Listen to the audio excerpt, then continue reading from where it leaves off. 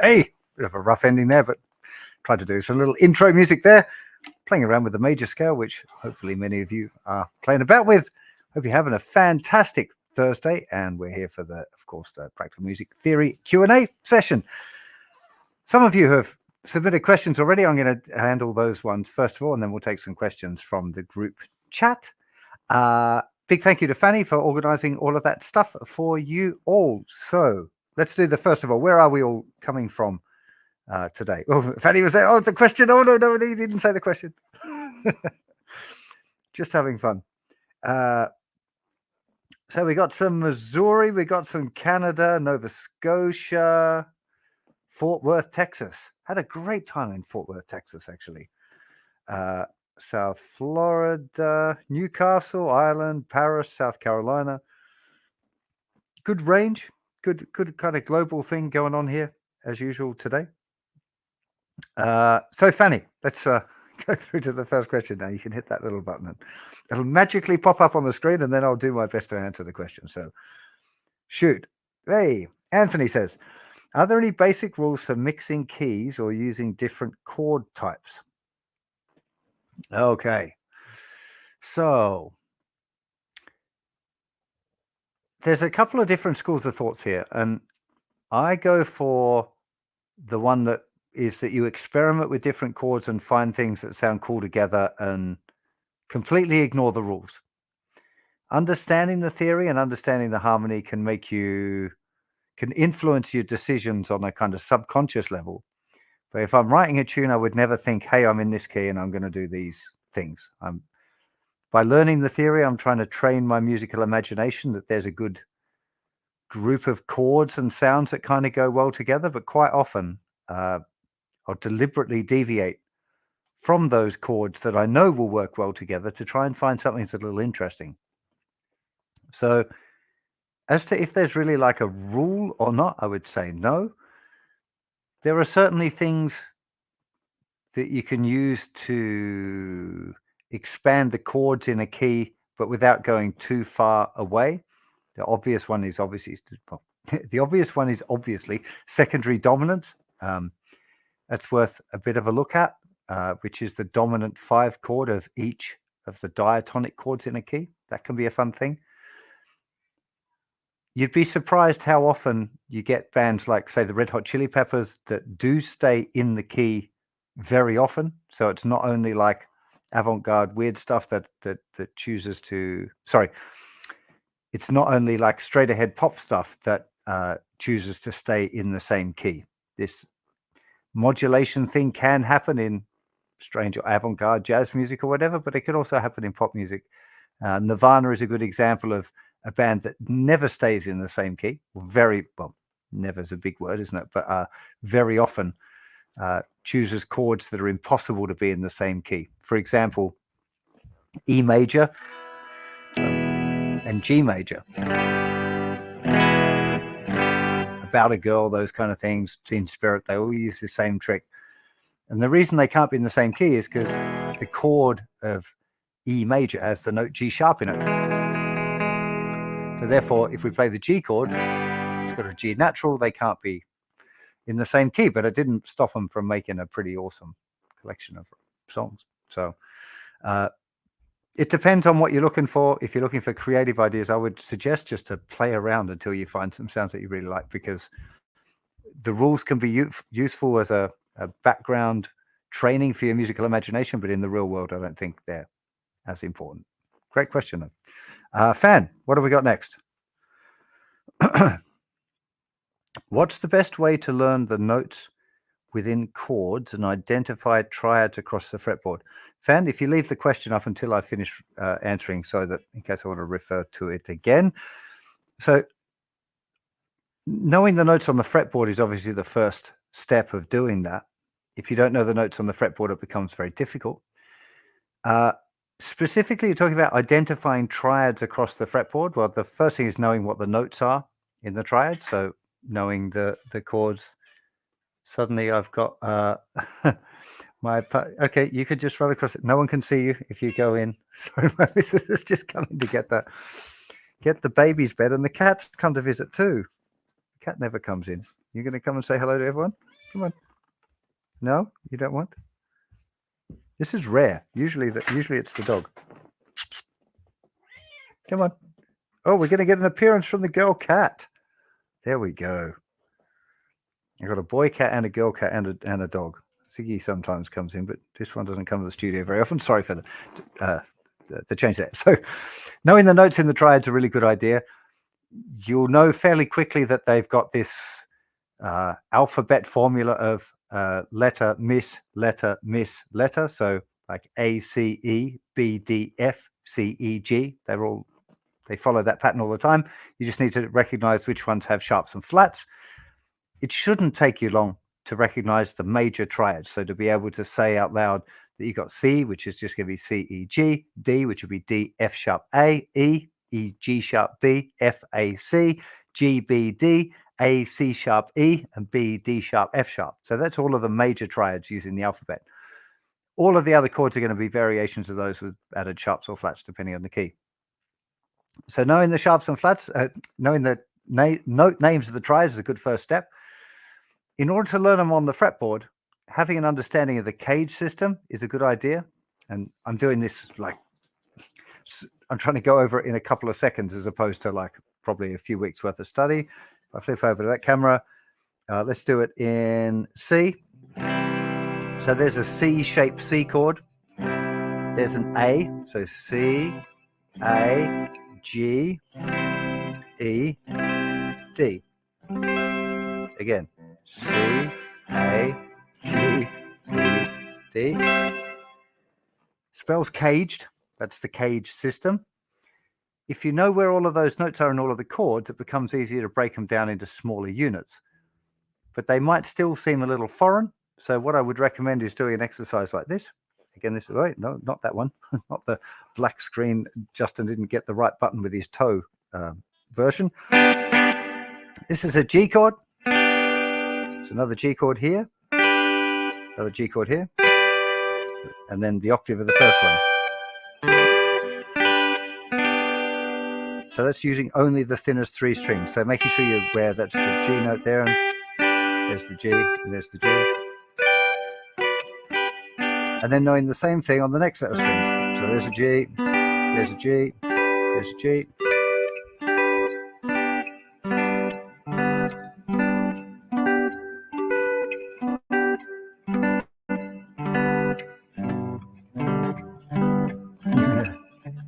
Come on. So I've just gone to the wrong one again. There we go. So learning each of the triads on each of the set of 3 strings is a really good way of kind of cementing that in. That exercise that I just did, where I played up and down the same chord on each set of 3 strings, I think it's a really good exercise. More importantly is probably to put it into practice. For me, around the time I was learning this stuff, I was playing in a covers band, and we did this song, Walking on Sunshine. And I used to use this as an exercise, use that song as an exercise, just to try and link together as many of the different triad shapes as I could. I'd choose different sets of strings for different parts of the song.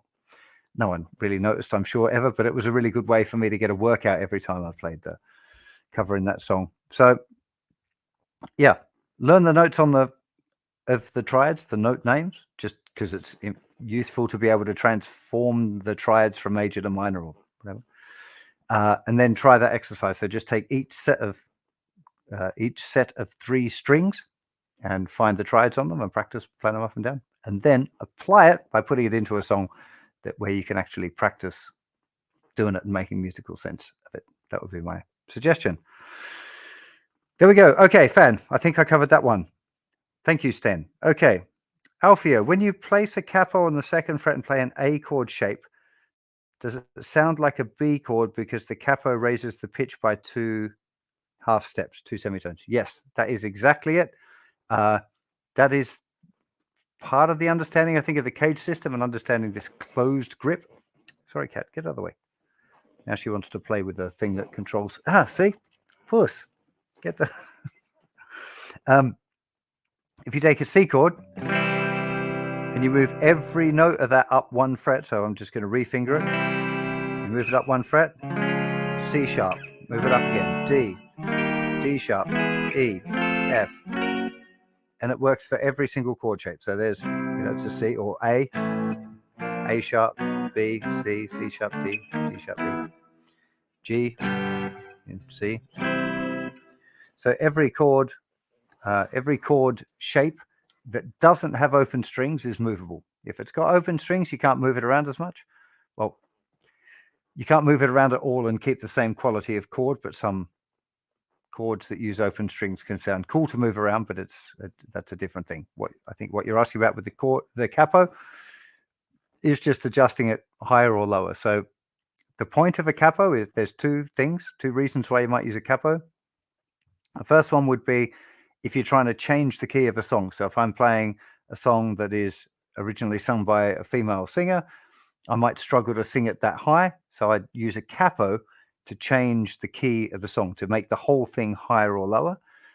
The second reason I might do it is because I'm looking for a particular embellishment that is only available on a certain chord or a certain way of moving the bass note. So things like Here Comes the Sun is a good example of that, where it could be played somewhere else, but the fact that it's high and jingly and it's got these particular embellishments, each chord shape has different embellishments that sound really good that are associated with it. So you might choose a particular capo position to access some of those embellishments. The thing to check out there would be grade 3 in my beginner's course. There's a series broken up over the entire module called the Chord Explorer series, where I go through each one of the chord shapes and I talk about the various embellishments that you might like to apply. It's a good fun course, definitely worth a check out. Hopefully that answers you there, Alfio. If not, pop another question in the comments. Just while I'm waiting for fans, next one I've just noticed, Vivek says, are there any cheat codes to figure out the key of a song? Yes. If you're going through the theory course, you'll find this lessons on the chords in the key. There's a pattern: major, minor, minor, major, major, minor, diminished, major. So as soon as you see certain things like 2 major chords that are a tone apart, they have to be chord 4 and chord 5 of a particular key. Therefore, you can work out what chord 1 is. Same with 2 minor chords a tone apart, must be chords 2 and 3. It can be a good hint for 1. There are some other things as well. it's often not as cut and dried as that. If you're fairly new to it, you'll find like most of the chords are in the same key, and then there'll just be one or two chords that are outside of the key. There's often theory reasons that can explain it, but very often it's just because they sound cool, and that's okay as well, to remember that, hey, I can make these choices just because it sounds good without it having a particular theory thing associated with it. Okay, Fan, next up from the other thing. Okay, here's Anthony. In a major seventh chord sequence, why is the 5 chord typically a dominant seventh? The 5 chord is always a dominant seventh, and it's to do with the construction of the major scale. And this is better taught on piano, but my piano is over there and I don't have a camera on it. In fact, it's not even plugged in right now because I was rejigging my studio the other week. If you take a major triad, I'll try and do it on guitar. Let's see if we can figure it out. Okay. Shall we do it in the key of C? I'm going to do it in the key of C just because I think people might recognize the notes better. So there's a C triad, C, E, G. If we have a major seventh chord, we'd add the note B, C, E, G, B. So C major 7. If we move all of those notes up to their next scale degree in the key of C, so only the white notes, we'd end up with D, F, A, it's tricky, D, F, A, C. This is a D minor 7 chord. There is a reason I'm making this difficult for myself to play. If I move it up again, we end up with E, G, B, D. Still no sharps and flats, all white notes, right? Then F, A, C, E. Face. Okay, so we're so far, and this is another major 7. This is an F major 7. So we had C major 7, D minor 7, E minor 7, F major 7. Now, if we move again all of these notes up their next scale degree, we end up with G, B, D, F. You can see here this minor third gap on the top. And it sounds different, right? Here's major 7 sound. Here's dominant 7 sound.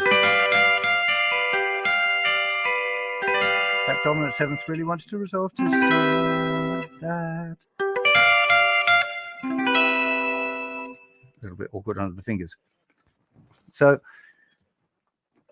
because we're sticking with diatonic notes, so like only notes in the key of C, when we get to that 5 chord, it's different to the 1 and the 4. The 1 chord and the 4 chord are major 7th chords, but just because of the nature of major scale harmony, when we get to the 5 chord, it becomes a dominant 7th sound. And that dominant 7th sound is a pretty important sound. You can hear this is, there's a lot of tension that wants to resolve. What's this? Tension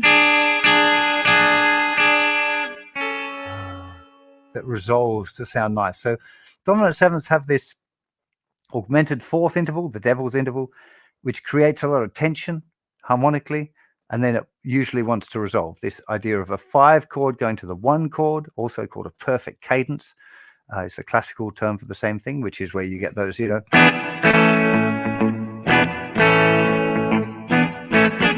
that's, classical kind of obvious stereotype ending, which is called a perfect cadence. So yeah, 5 chord is not typically dominant. It's nearly always dominant. No, it's always dominant. The 5 chord naturally is always dominant. I was about to go on a tangent and start going into minor chords, but I think I might wait on that one because it gets a little bit complicated. And yeah, that's tricky. Well, it's not that tricky. There's lessons on it, but maybe it's not the right place in this Q&A. Cool. I'm going to answer a couple of questions here in the chat, Fan, while you prepare for that. So this is a question here from Dick. He says, is it wise to find out chords on the piano before playing them on guitar? So no, I only learned all of my stuff on guitar initially. I had to take piano as a second study when I was learning guitar at the Tasmanian Conservatorium of Music, learning classical guitar. And I kind of noticed how the theory things that I knew about were really obvious on piano, how the major scale works, chord construction, diatonic chords, all the stuff we're talking about. And that's one of the reasons why when I redid grade 1, I introduced a little bit more piano and looking at that sort of stuff, which is interesting, actually. Just as a side note, I'm about to redo grade 2. I try and revisit these things periodically and kind of upgrade them. Love any feedback. If you got stuff from grade 2 that you're looking at, you didn't really understand, or you thought I should have added in at that point, then let me know in the post quiz questionnaire thing that goes out, or let me know in the comments on the forum, or where it doesn't really matter where you put them. I'm sure someone will see them, but feedback greatly appreciated. If you know music theory and you've got a piano, it can be really helpful to apply it on piano because it's just obvious. On guitar, we don't have black notes and white notes. You can't really tell very easily a note G from a G sharp on guitar, unless you know the notes on the fretboard, which most guitar players don't. So having it on the piano just makes it really obvious. And I think it's a good idea to learn at least a little bit about piano if you play guitar. And it can impress your friends if you understand the music theory and you know how to make these diatonic triads in the key of C. And you know most songs use 1-4-5 or 1-5-6-4 or whatever, the common chord progressions. If you learn those on piano, you can sit down and you can play a whole bunch of songs, and people will be under the impression that you can actually play piano when really you just know a little bit of music theory and you figured out how to apply it on the piano. So good question. Fan, next of the pre-questions, if there was any. Martin, can you explain the modes and how you use them in everyday music? Wow, we've got to modes already.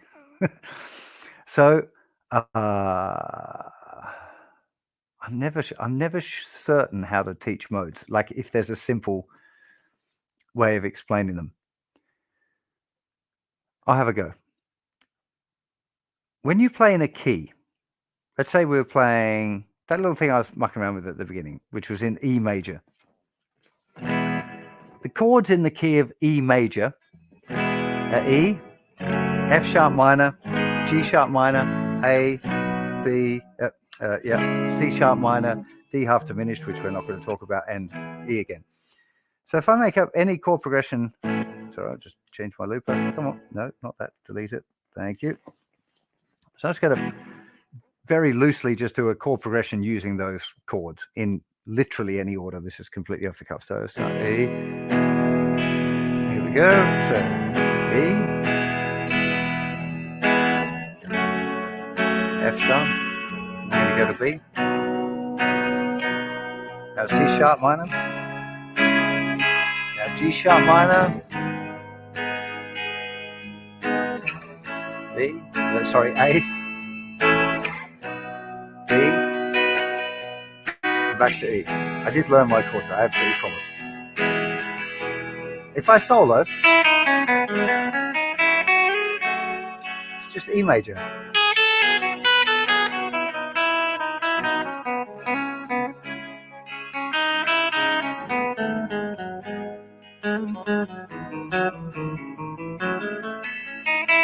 I don't have to really remember what the chords are.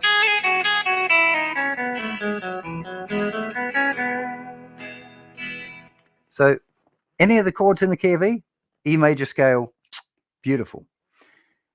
When I start to play over any one of those chords, right? Any one of those chords, it makes the scale sound different, because at the moment when I'm playing in E, it resolves back to E.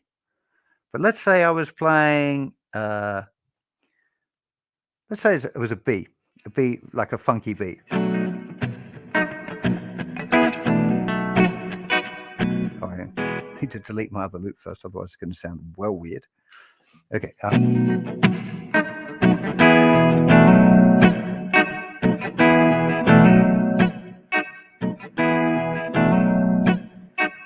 Still E major is all I'm going to play.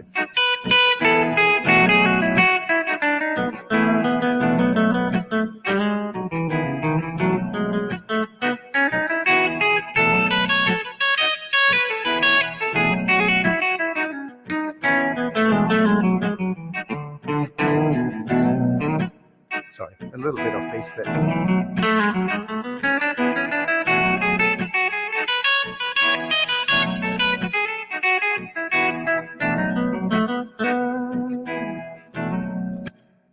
suddenly it sounds all funky.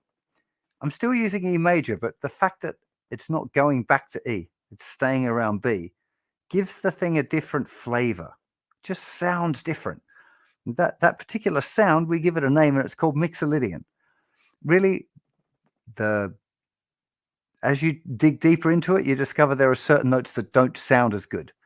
For example, interestingly, over a B7, the note E doesn't sound good. Even though it's an E major scale, I'm still using E major scale.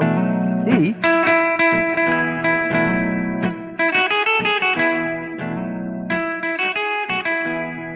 it's not right, is it? You'd be like, this dude doesn't know what he's doing. And this is the danger when people talk about, hey, it's a B7 chord, therefore you're going to play E major scale, and you think E. It's not. If you think E, you're going to play E.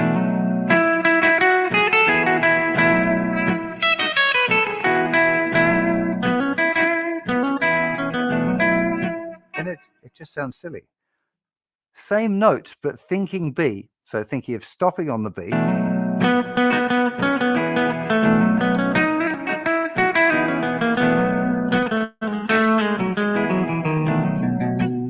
Straight away different, isn't it?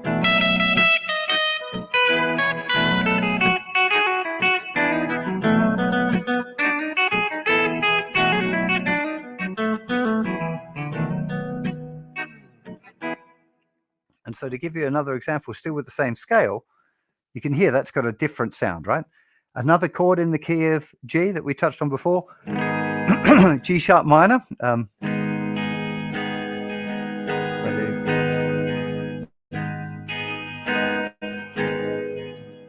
E major scale still, same scale. How different does this sound?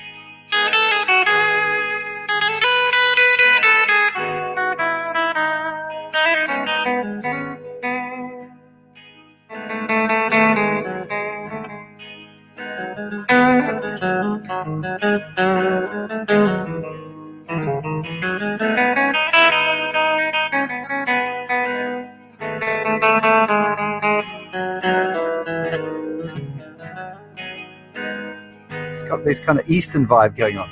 The note E again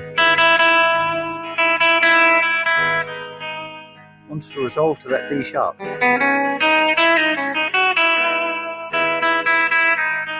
And the note A wants to resolve to the G.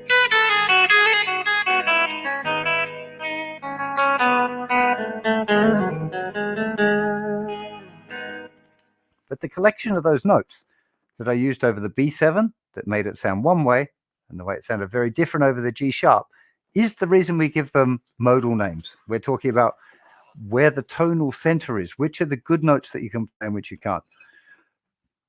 I tend to do it by ear most of the time. So if I'm playing over a particular chord, I know what the mode is, and I'm more reliant on my ear guiding me to the right notes than thinking about it. But in some contexts, like say if you were playing a jazz tune where there were very fast changes that were new, maybe thinking modally might help you more. I'm not commonly playing jazz tunes with hard enough changes that I have to think like that. So I tend to just rely on my ear. But yeah, that's a very brief overview of modes. There are 7 different modes that you get in the key, and each one fits perfectly over the chords in a diatonic sequence. So chord 1 takes the Ionian mode, same as the major scale. Chord 2 takes the Dorian mode. Chord 3, the one we were just looking at, is this Eastern sounding one called the Phrygian mode. The Lydian mode is based off chord 4, commonly used by like Joe Satriani and Steve Vai, the kind of rock dudes did a lot of that. Mixolydian mode used a lot in blues and funk. Aeolian mode, I think a good example of Aeolian mode person, probably Carlos Santana, sort of bluesy, but a little bit his minor things. The Locrian mode nobody ever uses. It's just like, unless you want to play over a particular, over a minor 7 flat 5 chord for a long time, which you probably don't. Most people don't. There's not a lot of point in the Locrian mode, but there you go. That's my best guess at modes in a few minutes. Be interested to see if anyone made sense of that or not. Often, yeah. The question that is shown on the video obscures the view of the neck on your guitar and your finger movements. Okay, that is a very good point. Not much I can do about it at this point, but I'll try, because that's a very good point. Let me see if I can drag that up and do... No, is that not doing it? Oh no, that's my computer screen. 1 second. Can I do it here or not? Source, black magic. Hey, there we go. Okay, I can do it. 1 second. No, where's that corner? I'll expand it and drag it up, and you get to see my sexy shorts then too. Hey, is that enough, do we think, or do I need to keep going? I'm chopping the top of my head off now. Do you really need to see my hat? I'm not really sure. I don't think that's an important part of existing, but let's bring... Oh, no. It's gone back to the other one. I need to lift it up more. Okay, let's try that. But good point, sorry. Okay. Rather see the cat. God, there's some of these crazy cat ladies here. Just joking. I'm a Democrat. Okay, I'm not sure the cat will come on up. Come. She's doing that cat thing where she just looks at me and goes, "You think so?" Okay. Would probably be fine to zoom out. Actually, I don't think I can zoom out any further. Maybe we don't have to have the... If it's obscuring the view, Fanny, when you put the question on, just ditch it after a little bit. I'll just have to do my best to remember it. Okay, Fan, next question. What have we got? Last question. Okay, Aled, if you wanted to embellish by adding major and minor sevenths or sus2 and 4 chords, are there any rules other than what sounds good? I'm working off the cycle of fifths. Okay. So, first thing, honestly, I never use the cycle of fifths. I know a lot of people do, and a lot of people like it, and they get some value from it, but I talk about it in some lessons because I know people are interested in it, but I don't get it. I don't. Chords in the key, really useful. Cycle of fifths, like, maybe you can kind of use it to remember the order of sharps and flats and stuff, but like, I don't know, it just never clicked for me. But that's me, and we're all different, and that's why I try and teach things even that I don't particularly use myself, but I'm hoping might be of value for someone else. So just get that out of the way first. So there's always a specific order of chords. If you go back into the archive of these music theory Q&As, there's one where I get a bit of paper out and I start analyzing all of the different chords in a diatonic sequence. And am I going to be able to... That would be worth a watch because it'll kind of explain it. The major and minor sevenths, that's a simple example because I already touched on it before. There's this order, which is major 7, minor 7, minor 7, major 7, dominant 7, minor 7, minor 7 flat 5, which is this chord 7 that no, I wouldn't even worry about it. And then you're back to chord 1 again, right? So major 7, minor 7, minor 7, major 7, dominant 7, just 7, and then minor 7. That sequence happens in every key. So as long as you know the notes in the major scale, that would be the order of chords that you would apply to that, and it makes sense. When we get into the sus2 and sus4, sus2 works on every chord except chord 3 and chord 7. You can play a sus2 off of. So let's think about why that might be. So let's do it in the key of C. If we're thinking sus2, sus means take away the third and replace with the second degree of the scale. So if we're thinking a C chord and we're thinking C, E, G, they're the 3 notes in our C major triad. If we replace the third with the second degree of that scale, we'd end up with C, D, G. So we've taken away the third. Let's do a close-up of it. Hang on. There we go. There's our C chord. There's the third, C, E, G. And we take that away and we replace it with the second. We end up with a C sus2. C, C sus2. If we go to a D minor, DFA, and then we replace the third, in this case it's a minor third, with the second, it'd be the note E. D, E, F, G, A.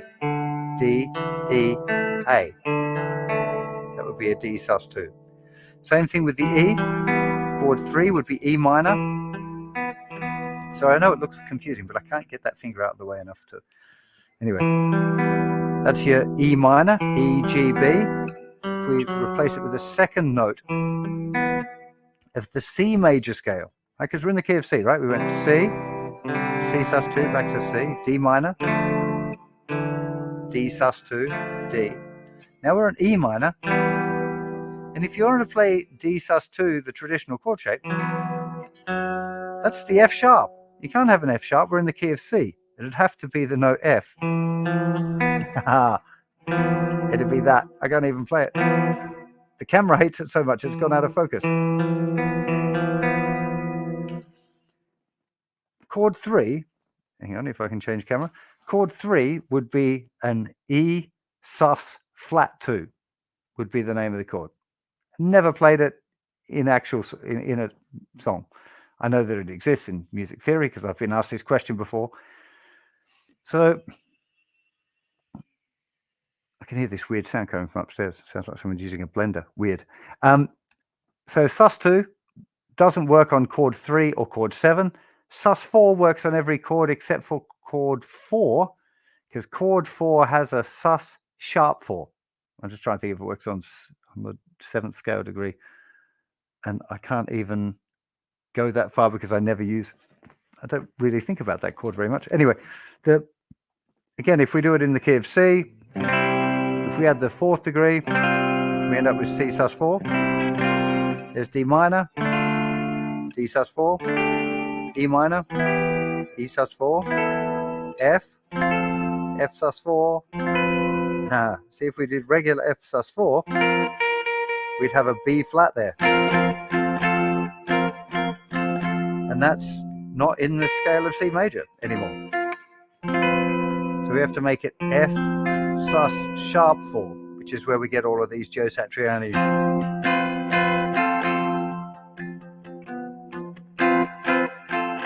These sounds a little bit wonky, I know.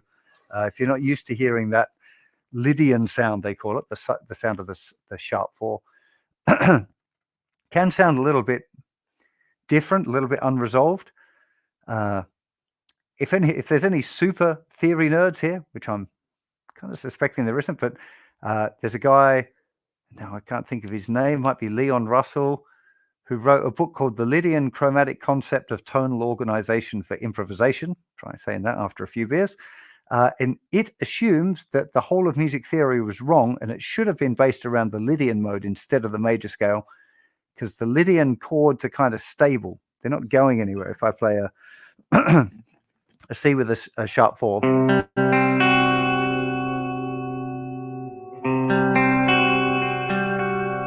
it's quite happy to sit there, right? You can stay there, it can resolve there. But if I play a C regular sus4,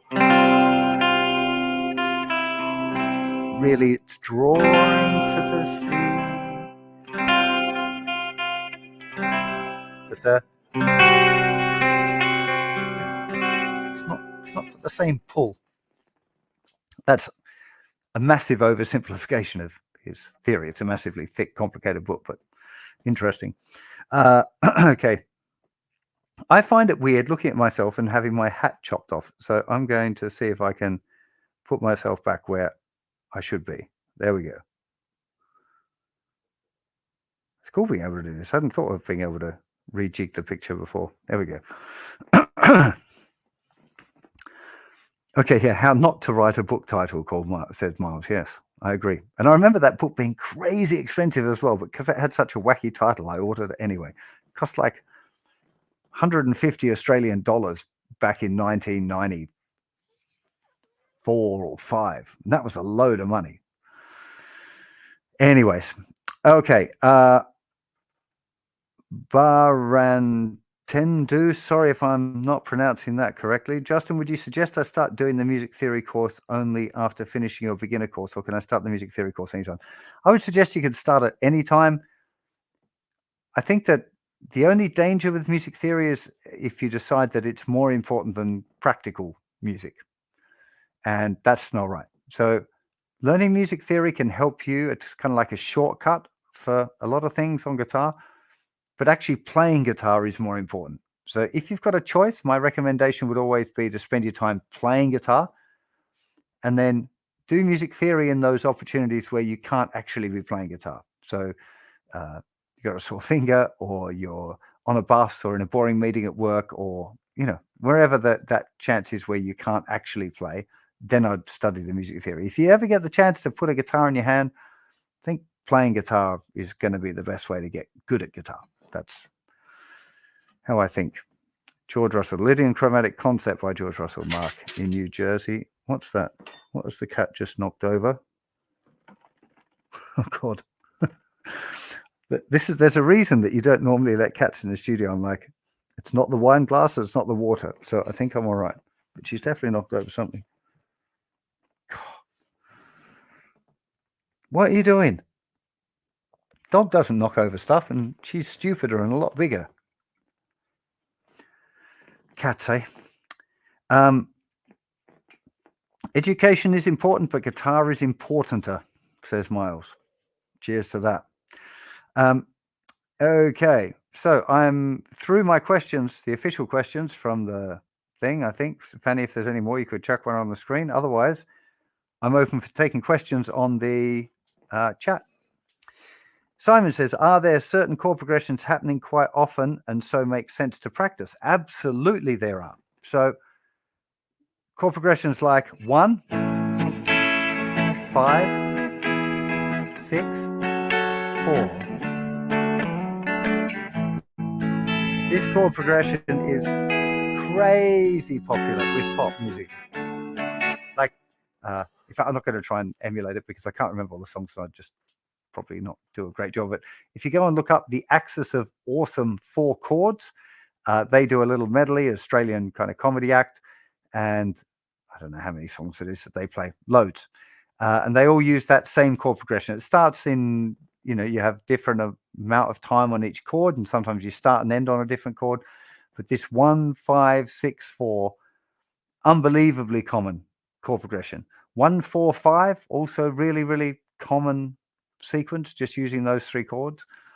And what you'll find after playing them a little bit, you'll start to recognize them. So it's often the case when I'm listening to a song, if I'm trying to transcribe it, I don't even need a guitar. I can just listen to it and go, I recognize that chord progression. As long as I know what the root note is, because I don't have perfect pitch, I can't listen to a track and know that the first chord is C. It could be C, or it could be C sharp with a capo, and I wouldn't be able to tell.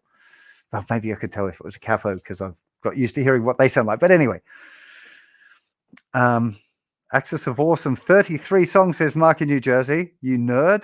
He's somebody else. Somebody's been doing their homework. Oh, and Fan's even found a if it's Fan, has found a link to the video. Is that you, Fan, or is that somebody else? Is Richard or somebody buzzing about here? No, it's Fan. Okay, she found it. Well done. GD Station says, how do you know when to move on from grade 1? I think grade 1 and grade 2 are fairly rudimentary. They're just like very, very basic understanding of how music works. So if you understand it, if you can read through it and you know sharps and flats and what the notes are, and you need to know how to read a neck diagram and a scale diagram, and you maybe know the difference between a chord scale and arpeggio, that kind of thing, then you'd be ready to move on. Grade 3 is where things start to get a little bit more chunky. Around grade 4, we're into definitely like chords and keys, chord construction, and stuff like that. So that requires a little bit more thought. Not just thought, it requires a little bit more time to put things into practice. I say it all the time, but I'm going to say it again anyway.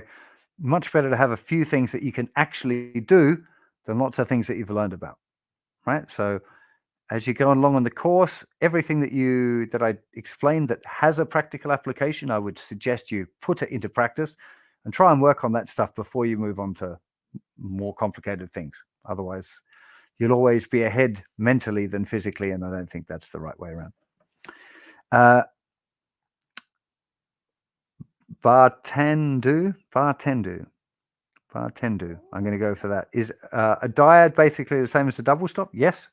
Dyad is the prefix for 2. Dyad, 2-note chord. Double stop, 2-note chord.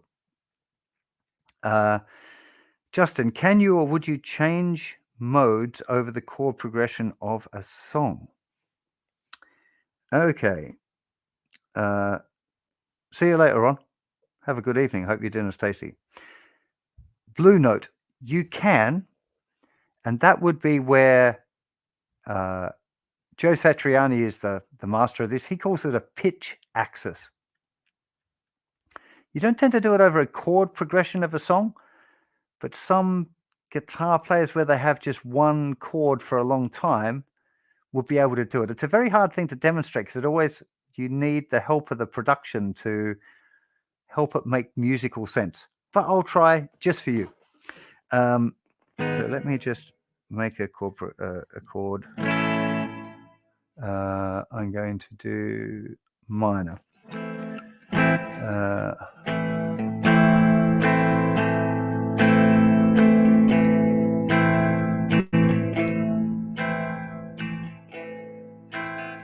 So if I'm playing Dorian mode,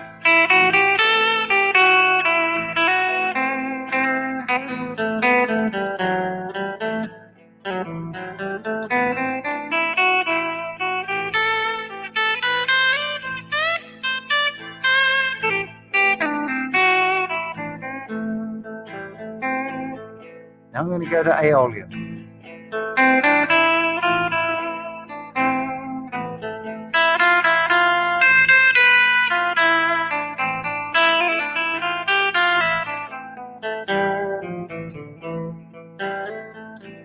Back to Dorian so you can hear.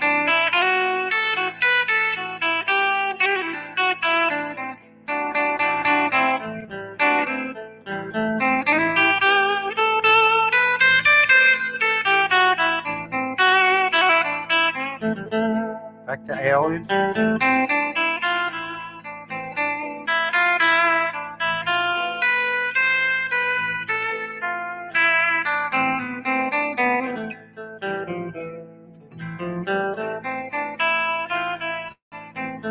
Now to Phrygian.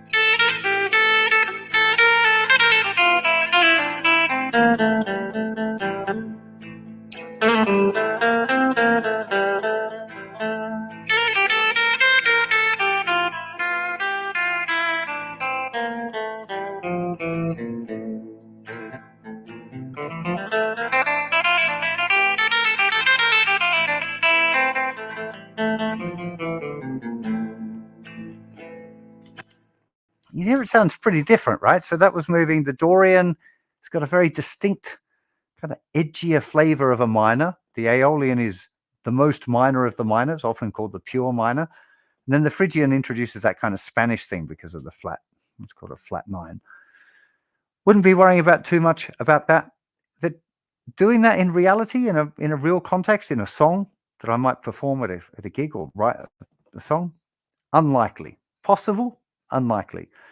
Joe Satriani does it in a way that he defines it as a pitch axis. So the pitch is A, and he's moving through the A from A Dorian to A Phrygian, or I think he mostly does it in major keys actually. So he'll do A major to Mixolydian to Lydian. They're the 3 major modes. But it's not, I'm not criticizing him, but it's reliant on the production to kind of give weight to the movement between the different modes. If you just change willy-nilly, it just sounds a little bit kind of weird or wrong. But very good question. Okay. Peter says, what happens after grade 7? Are there more grades to follow? I'm on grade 4, so maybe a year or 2 away from grade 7. At some point, I will do some more. What you find with music theory is that most of the people are down the bottom in the lower grades. The further up the tree you get, the less people get there. So if I, for example, if I did a lesson on the Lydian chromatic concept of tonal organization, there probably wouldn't be too many people that would want to do it, that would be interested in it. So I do plan on doing more. I just, I get myself absorbed in other parts of the site because it is kind of still just me doing it. If there's enough people saying, hey, I really want to do this, or I really want to do that, or this is missing from the course, then I'm going to heed it and I'm going to listen to it and I'll get going on stuff. But So far, the requests for anything beyond grade 7 are few and far between, but it is on the cards. And I've got actually a bunch of stuff that's written out where the text is done, and I just haven't filmed videos for it. So I might end up maybe putting some text lessons up there and doing the video later. Don't know. Sorry, that's a little ambiguous, but that's just trying to tell it how it is. Rick, which mode is most useful for country, rock, and blues? Probably the Dorian mode. That would be the one that you tend to use in a rocky blues context. Mixolydian you use more in a kind of a jazzy blues, but rarely in rock. Dorian is often used in rock and rocky blues stuff. So I would suggest checking that out. In fact, when I was learning to get all my scales and stuff together, I learned all my scales in the key of G, the major scales, and I could rip round everywhere in key of G. Because most of the songs we were playing in were either A or E. So if it was in the key of A, I was playing in A Dorian, and I could use my G major scale play stuff all over the place. And if we were in the key of E, it was kind of a E Aeolian kind of a style thing. So I used to just use the same scale because that was what I was practicing all the time. That's not the right reason to do it. That's super lazy, but that's that's what happens. Rohit has a very good question. What does it mean to resolve? How do I recognize if a chord progression is in a major or minor, relative minor key? So resolution to resolve is most music has a degree of the creation of tension, and it's resolution. So like if you resolve a fight, it makes peace. So I might say, have this chord, which is pretty tense, having this.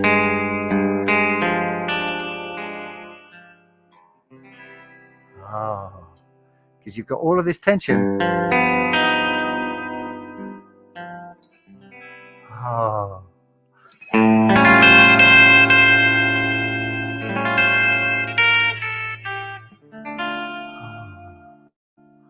It's this creation of something that's like, and then it goes, resolves, and it makes you feel real good. So most jazz things have this thing where it's nice sound tends to a resolution, to a tension, to a nice sound, to a tension, to a nice sound, tension, nice, tense, nice, tense, nice. So it's all of this mixture of creating tension and then resolving it. How do you tell whether a progression is in a major or minor key? It's usually the last chord, the chord that you finish on, the one that feels like home. And there are songs where it's a bit ambiguous, but most times it's where the song gets to and you feel like it could stop there. That would, if it's a major chord, it's probably in a major key, and if it's a minor chord, it's probably a minor key. There are additional factors that you can use to overcomplicate it, but that would be the most reliable way of figuring that out, I think. Vivek, I'm taking the blues immersion course. I'm not heavy on the theory. Yeah, blues isn't about music theory. I think it can be useful, but like B.B. King didn't learn music theory till later in his life. I gather Eric Clapton still's not really hip with it. Doesn't mean he's not God, right? So yeah, not music theory is a useful shortcut, but it's not a requisite. Lessons on rockabilly and surf punk anytime soon. Not really my bag. I enjoy listening to it a bit, but and maybe I'll do some songs. If you put some songs in the song suggestions thing, that would be a likely thing. But I'm not sure I know enough about the genre to teach a whole course on rockabilly surf punk. Simon says, how do I find out to use the right voicing of a chord when playing on the 3 high strings?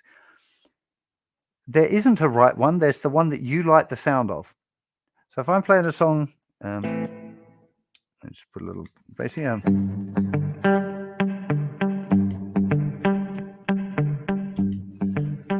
If I got a little thing like that, if I play this, or I play this, or play this.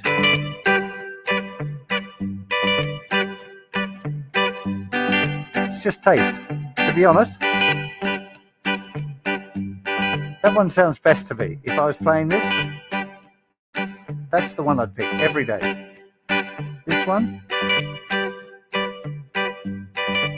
just doesn't sound as good. Or this. It's not bad.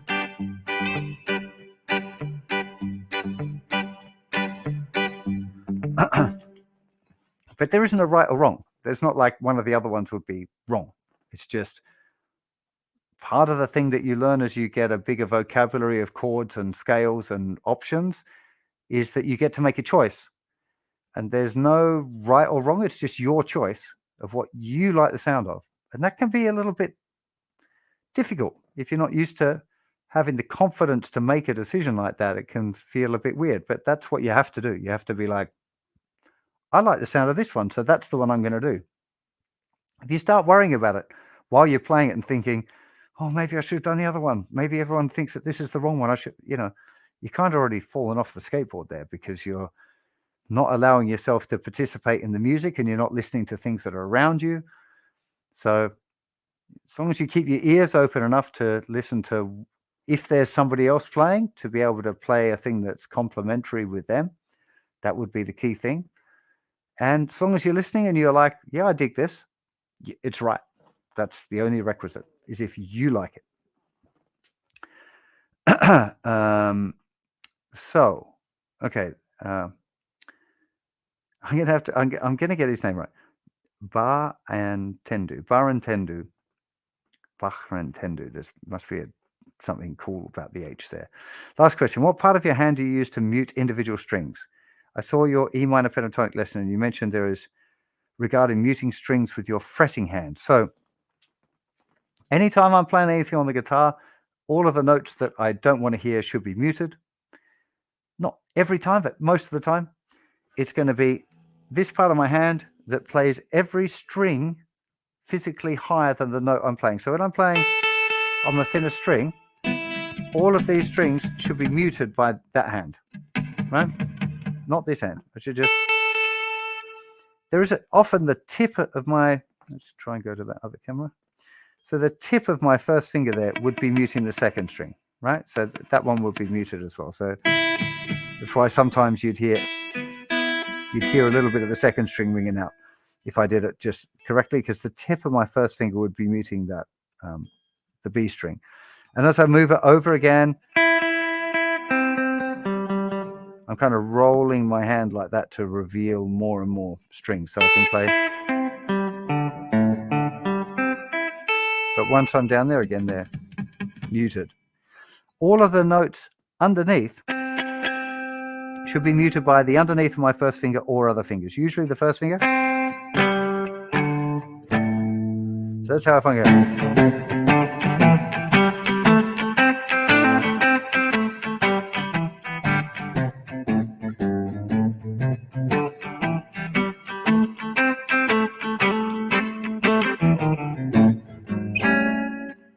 All of that was, I wasn't doing any muting with the picking hand then. Here, I've had to bring thumb over. If I'm deliberately not allowing myself to use this hand regularly, my thumb wouldn't need to, and this hand would cover that thicker string. But if you're doing those kind of funk things, then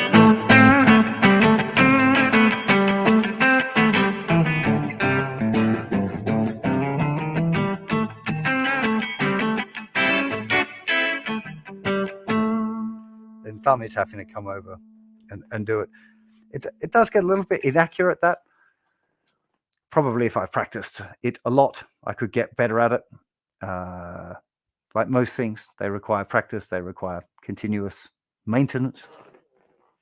It's not something I do a lot of, therefore it can get a little rusty, but the principle is the same, right? So any note underneath the string that you're playing should be muted by the first finger, and any string above it, physically above it, should be muted with the pick and hand palm. At least that's, I think, that's a very good general approach. That's what I would recommend. Okay. just a couple of other super quick ones. I don't have time to go down another rabbit hole. I've got to read my daughter a bedtime story. It's already way late for her. Rohit asks, any tips on learning solos? Learn them a chunk at a time, practice each section, gradually put the sections together, analyze what it is you're doing so that you can use the puzzle pieces of the solo in your own improvisations. Will you be likely to do a similar immersion course with jazz in the future? Very good question, Blue Note Guitar, who's obviously a jazz fan, being that his name is Blue Note Guitar. I would love to do that. It's definitely not going to be in the immediate future, like early next year.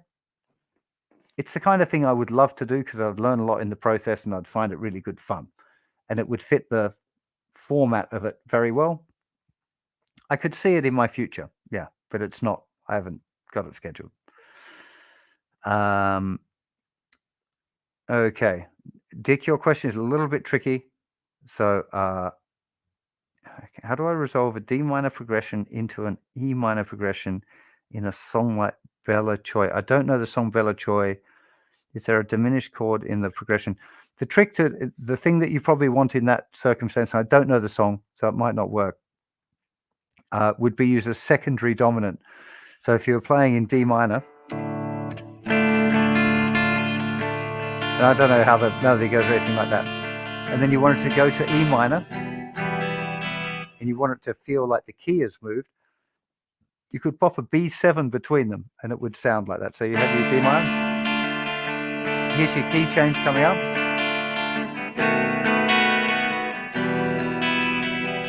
As soon as you do the B7 to E minor, it really sounds like, because B7 is only found in one key, it's the 5 chord of E minor, kind of signals that you're moving to a new key. But that, if you want to dig deeper in that, you might want to check out my lesson on secondary dominance. I think we'll have to leave it as that. Glad you're enjoying the journey, Darren. Thank you, everyone, for joining me today. Really hope you're enjoying the music theory course. I'm really passionate about music theory. I really love it. I find it really fascinating. So I'm hoping that I can introduce you to some of the reasons why I find it loads of fun as well. Any questions? Of course, leave them on the question topics, and either me or Richard or one of the other approved teachers will be in there to check out stuff. I am regularly keeping an eye on what's going on, although it seems like the community and the approved teachers seem to get to stuff more often than I do these days. Yeah, have yourself a fantastic rest of your week and a great weekend ahead. Enjoy the rest of your music theory journey, and I'll see you for another one of these very soon. Don't forget, try and get those questions into the when we send out the little form. Get those questions in. It makes it helpful for me to try and structure the questions a bit so that it can be have a nice kind of flow to it as well. Big thank you to Fanny for helping out with the moderation and popping the questions on the screen and all of that sort of stuff. Makes the experience so much better. Thank you, Fan. Have a great rest of your evening. Bye-bye.